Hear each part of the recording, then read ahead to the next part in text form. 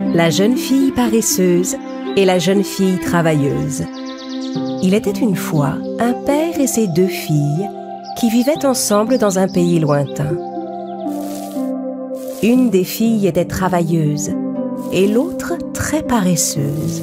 « Ma sœur, tu ne fais jamais rien. Tu pourrais m'aider ?»« Oh, mais à quoi bon? Tu le fais très bien. Pourquoi je m'embêterais à faire le ménage? Je n'ai aucune envie de me salir les mains. » Leur père, qui était très âgé, travaillait dur et était bien fatigué.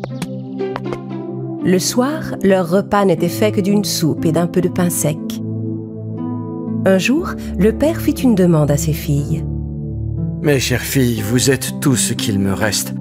Je vous aime beaucoup, mais je ne peux plus subvenir seul à vos besoins. Vous avez grandi, vous êtes des femmes maintenant. Vous êtes en âge de gagner votre vie et de vous prendre en main en adulte. Je veux que vous envisagiez toutes les deux de trouver du travail. » Tu as raison, papa. Dès demain matin, je partirai pour chercher du travail.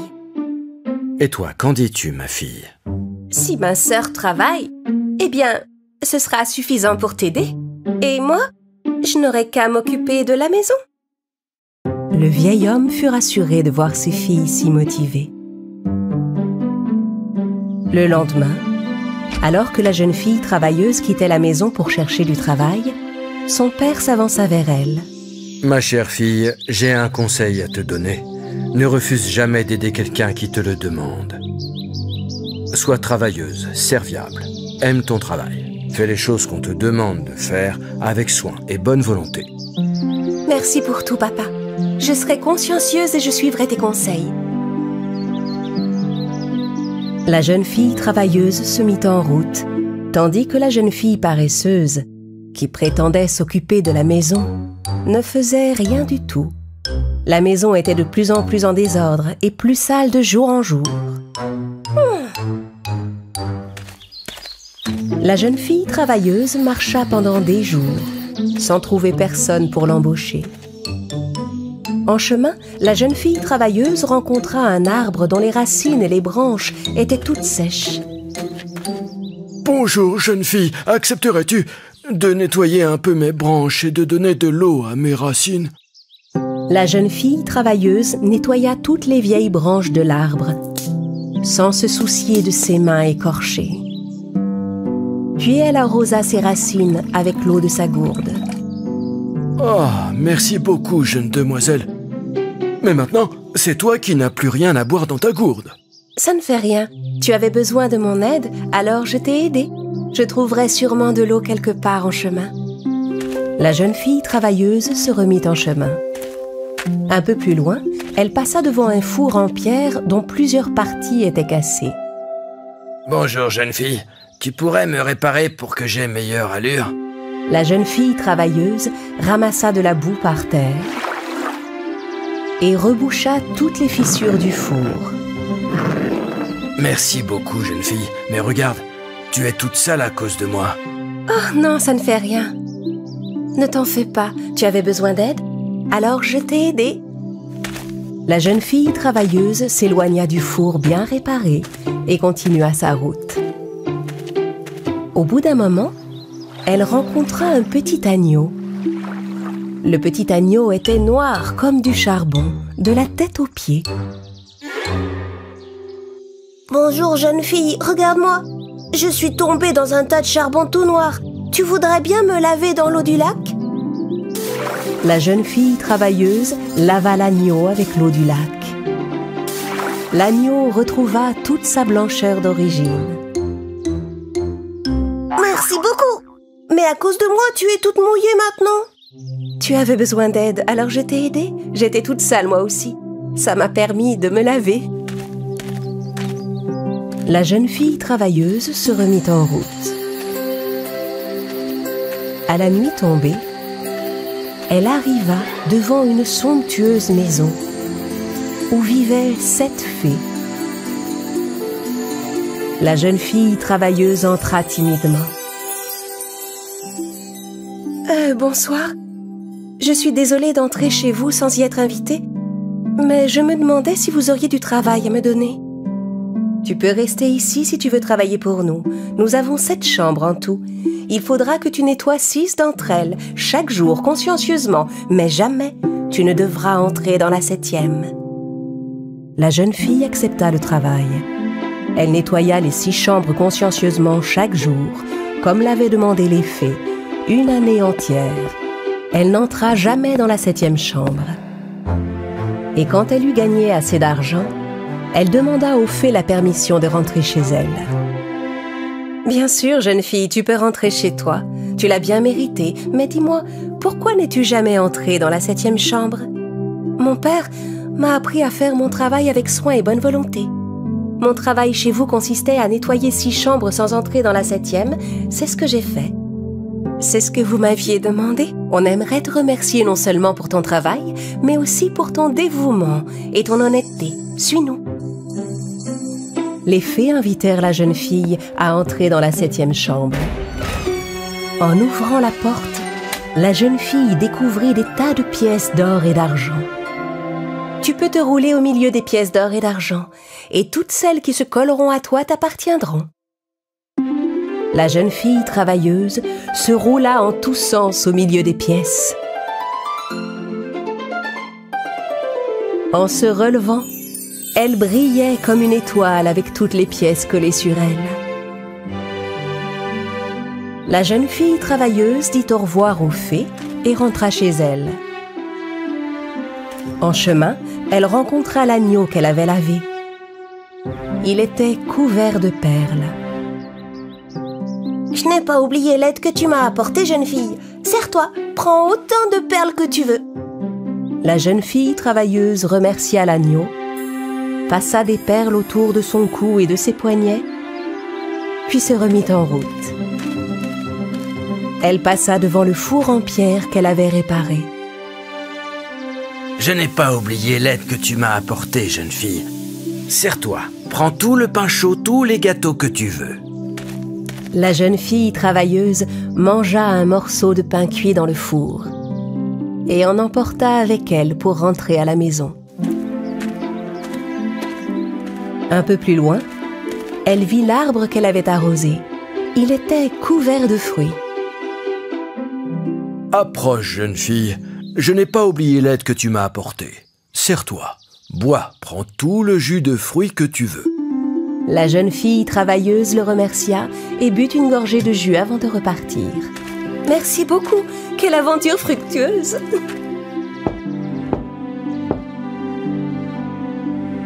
Son père et sa paresseuse sœur vinrent l'accueillir. La jeune fille ouvrit son baluchon plein d'or et de perles.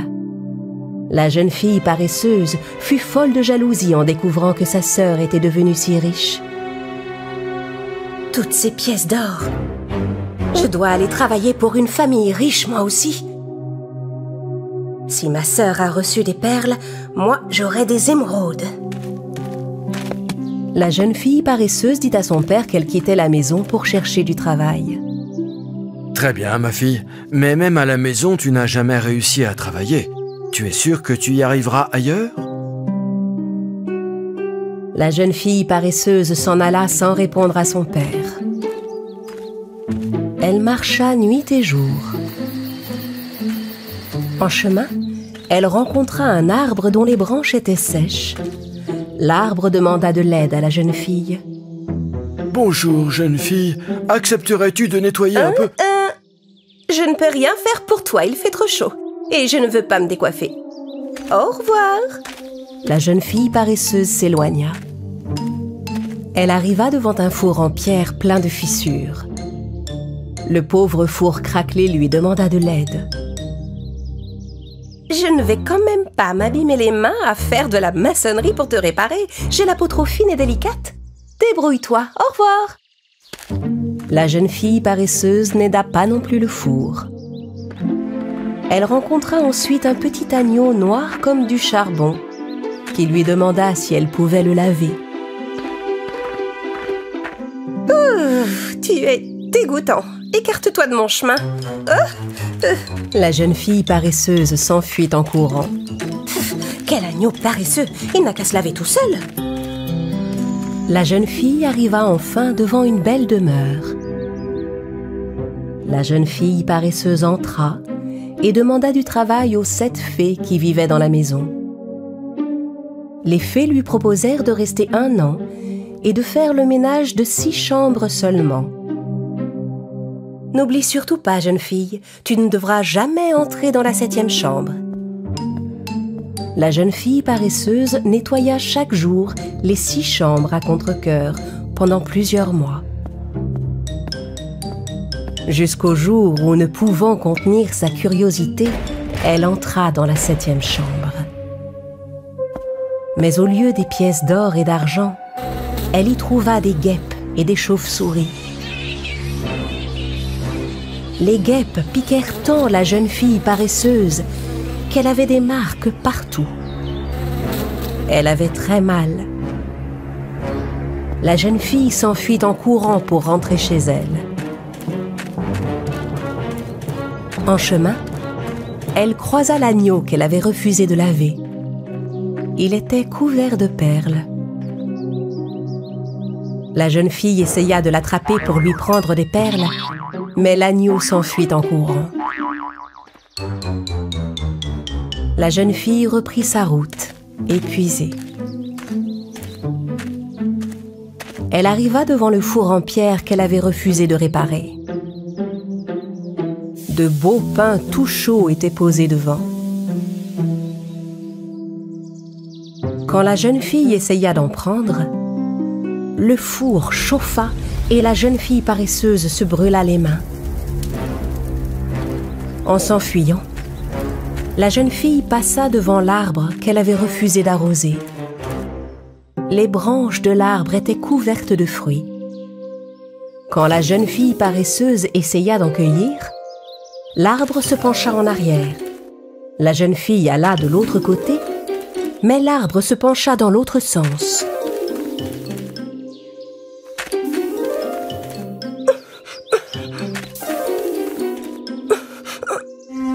Fatiguée de courir partout, la jeune fille paresseuse finit par renoncer à cueillir les fruits.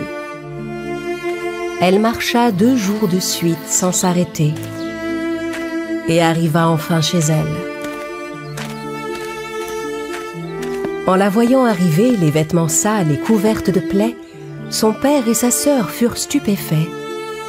Pleine de remords, la jeune fille leur raconta ses mésaventures. « Je ne peux pas croire que ça fasse aussi mal. J'aurais dû les écouter, me voilà bien punie. Ma très chère sœur, tu comprends maintenant combien il est important de ne pas ménager sa peine. Rappelle-toi, ma fille, si tu travailles dur, avec honnêteté et bonne volonté, tu seras tôt ou tard récompensée, mon enfant. » À partir de ce jour, la jeune fille ne fut plus jamais paresseuse. Les 2 sœurs travaillèrent dur toutes les 2 et en furent bien récompensées. Et toute la famille vécut ensemble une vie paisible et heureuse dans leur charmante maison.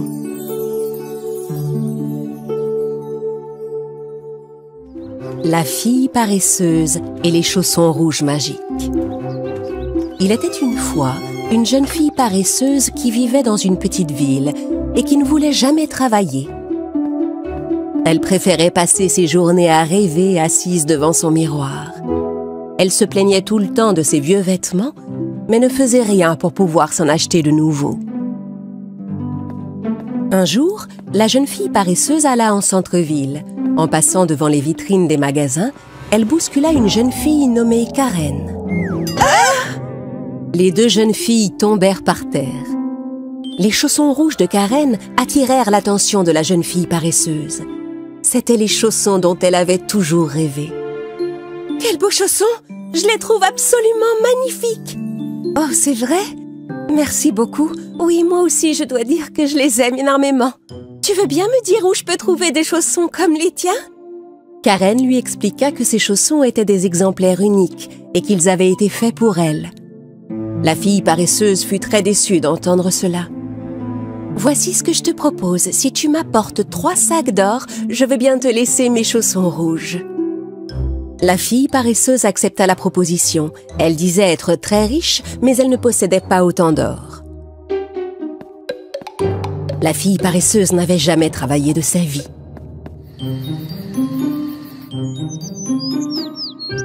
Le lendemain, elle trouva un emploi dans une boulangerie.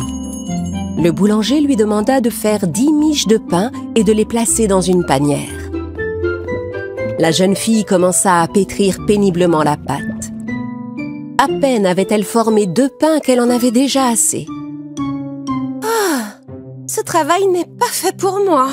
Et voilà, je suis toute seule. » Pendant que le boulanger ne regardait pas, elle froissa des sacs en papier et les plaça au fond de la cagette.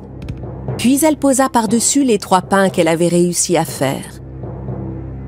Grâce au volume des sacs en papier, la panière semblait bien remplie. « Eh bien ça alors, quelle efficacité! Tu as fait tous ces pains si rapidement! Oh, félicitations! Tiens, voici un sac d'or pour toi! » La fille paresseuse prit l'or et rentra chez elle en courant. Elle ne remit plus jamais les pieds dans cette boulangerie.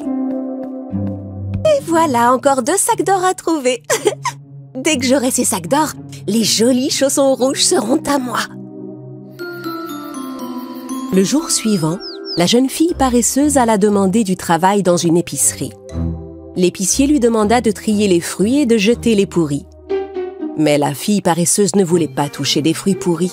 « C'est dégoûtant. Si je touche ces fruits pourris, je vais abîmer mes jolis ongles. » Quand l'épicier s'éloigna, elle se contenta de prendre les bons fruits et de les placer sur ceux qui étaient abîmés.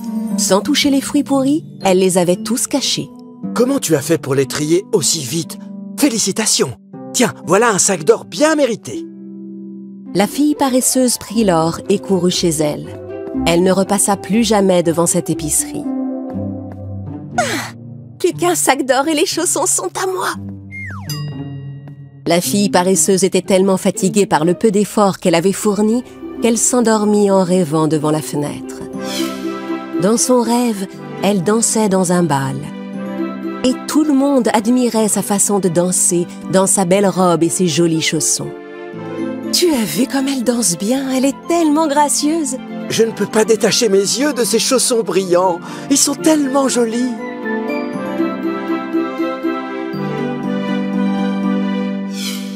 La fille paresseuse se réveilla brusquement. Ah, je dois encore duper une dernière personne et j'aurai mon 3e sac d'or pour les chaussons. Elle retourna aussitôt en ville. Cette fois, elle trouva un emploi chez une couturière qui lui demanda de réparer des vêtements en cousant dessus des pièces de tissu de la même couleur. Mais la fille paresseuse prit des morceaux de tissu de n'importe quelle couleur et ne prit pas la peine de les coudre correctement. Ah, je n'arrête pas de me piquer avec cette aiguille. Oh, ça suffit, j'en ai fait assez. La jeune fille rassembla les vêtements abîmés et les cacha dans un coin. Quand la couturière demanda des nouvelles de son travail, la jeune fille lui dit que les clients étaient passés récupérer leurs vêtements et qu'ils étaient très satisfaits. « Oh, mais c'est formidable! Beau travail! Voilà pour toi, prends ce sac d'or. C'est un salaire amplement mérité. » La fille paresseuse prit l'or et courut chez elle. Elle ne retourna plus jamais chez la couturière. Elle rassembla ses 3 sacs d'or et alla aussitôt trouver Karen. « Karen! Regarde! J'ai les 3 sacs d'or. J'ai travaillé dur pour les gagner. Et maintenant, donne-moi les chaussons. » Karen prit les sacs d'or et remit une boîte contenant les chaussons à la fille paresseuse. « Oh, juste une chose, j'avais oublié de t'en parler. Ce sont des chaussons magiques. Ils ne font aucun mal aux personnes honnêtes et travailleuses. » La fille paresseuse ne fit pas attention aux paroles de Karen. Elle se dépêcha d'enfiler ses nouveaux chaussons. Elle était si heureuse qu'elle se mit à danser dans la rue. Elle aperçut une belle robe dans une vitrine. Elle voulut prendre un moment pour la regarder, mais les chaussons ne voulaient pas s'arrêter. Mais qu'est-ce qui se passe? Je ne peux pas m'arrêter. Aidez-moi! À l'aide! Les passants et les commerçants regardaient avec stupéfaction la jeune fille danser et sauter. Regardez, ce n'est pas la fille paresseuse qui nous a dupés. Mais oui, c'est la fille paresseuse. Cette fille m'a escroqué, moi aussi. Les chaussons firent danser la fille paresseuse dans la rue pendant des heures. Les pieds de la jeune fille étaient tellement enflés qu'elle se mit à pleurer de douleur. Aidez-moi, j'ai tellement mal aux pieds, je n'en peux plus. Je vous promets de devenir une jeune fille honnête et travailleuse si vous me délivrez de ces chaussons. Le boulanger, l'épicier et la couturière, pris de pitié pour la malheureuse jeune fille, vinrent à son secours. À force d'efforts, ils réussirent à l'attraper et à lui retirer les chaussons. Les chaussons magiques continuèrent à danser seuls et s'éloignèrent. Merci de m'avoir délivrée. Je suis désolée de vous avoir menti et d'avoir aussi mal agi avec vous. Malgré cela, vous m'avez aidée. À partir de ce jour, plus personne ne traita la jeune fille de paresseuse. Parce qu'elle gagna son argent en travaillant dur et consciencieusement chaque fois qu'elle trouvait un emploi. Ainsi, elle put s'acheter de nouveaux vêtements et une paire de chaussures qu'elle adorait. Et la vraie magie de ces chaussures était qu'elle les avait gagnées honnêtement.